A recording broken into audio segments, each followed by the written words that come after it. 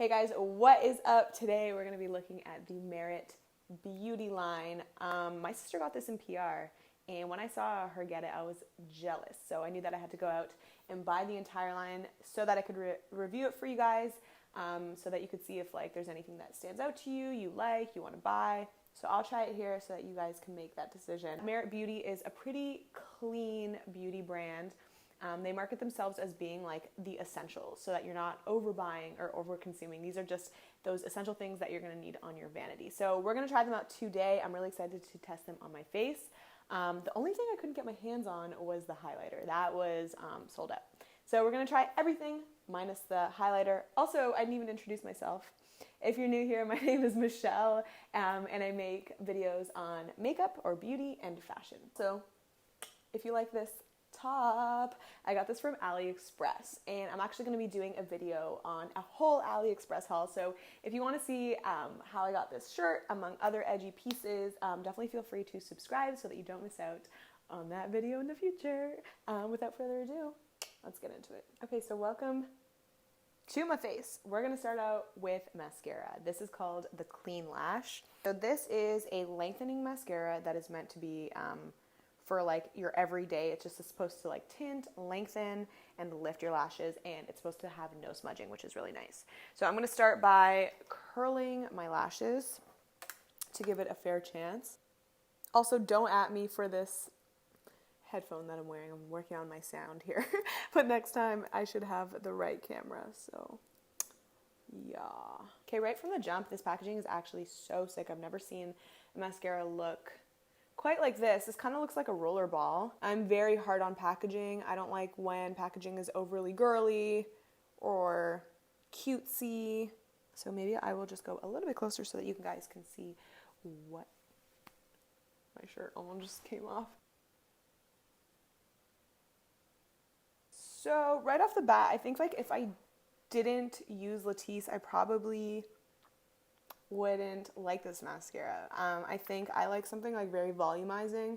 I don't think it's giving me that, It's giving me a lot of length, some separation, but it's just a little too natural for me. I like really thick, fluffy lashes, so I think I'm really gonna have to build this up. So let's see.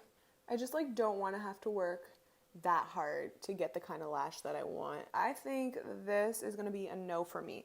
Generally with mascaras, you can kind of tell right away whether you like it or not. Sometimes with foundations, you have to see how it wears throughout the day.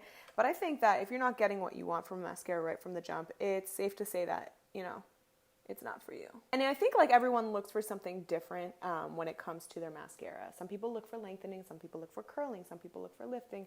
I like when it is thick, chunky, bold, lifted, volumizing. I like that. And this is just not giving me enough. So I would say that is a pass for moi. Okay, so it's not horrible, but would I spend $34 on this mascara again? No, I would not. So next up we have the Minimalist Perfecting Complexion Stick.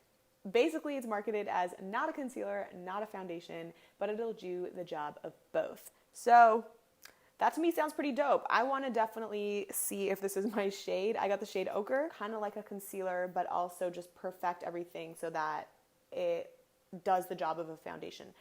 There's a pigeon on my balcony. They are taking over. One moment, please. Goodbye. So for this, you get 3.7 grams. That is a little bit on the leaner side for a foundation, I think. For Glossier, you get a whole ounce versus this is 0.13 ounces. So this is definitely, I guess, meant to be used sparingly. So let's give it a go. Also, this isn't cheap. This is $49 Canadian. So let's just see how this goes. The packaging feels pretty luxe. It's pretty heavy in my hand. I will say, though, it is plastic. But it does have these components that are really smooth to turn up, or a heavy kind of click on the lid. So I like when things are thought out like that. So far, this is feeling pretty skin-like, which I like.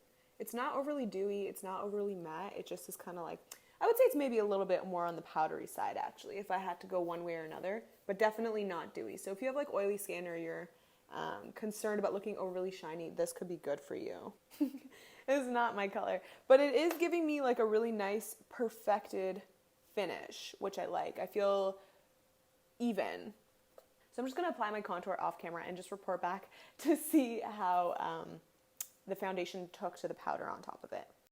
Okay, wow, that played so nicely with the bronzer. My bronzer just went on so seamlessly, kind of like airbrush, so smooth. I use a cream bronzer by Huda, and I think it just looks like skin. The more I look at this foundation, the more that I like it. I like that it's not creasing underneath my eyes and on my eyelids. Like, there's a little bit, but so far, this is just looking really natural, and I don't know. I think I'm about it. I think this is a winner. Okay, so next we're going to try the blush. The blush is the one that I'm really, really excited for. I've been looking forward to this because I've seen a lot of YouTubers just kind of talk about how dewy and creamy it is. And I like blushes that give you that like wet look. So this is the Flush Bomb cheek color, and I got the color Terracotta. So the packaging for this one isn't my favorite. I feel like it's a little bit chintzy. I don't know. It's like a little bit lightweight. The plastic is a little bit thin. I don't know, you got to see it in person. It's just not the best, but let's just hope that the product is lit. So let's see.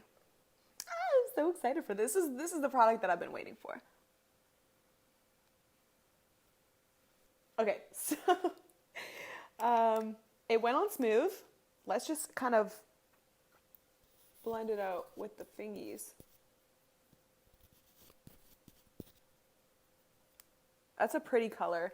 It's kind of like a rosy brown. Terracotta is like the perfect name for it. It's not as dewy as like I've seen it on other YouTubers. I don't know. Fuck, man. I expected this to be a little bit dewier just from like what I was seeing on other people, but it's pretty. Nothing to write home about, though. I think the foundation is really taking the cake so far. It just looks so good. Just looks like my skin. Okay, and so the last product that we have to try out is the eyebrow tint gel. What is it? Volumizing pomade. I got the color, the darkest color, black brown.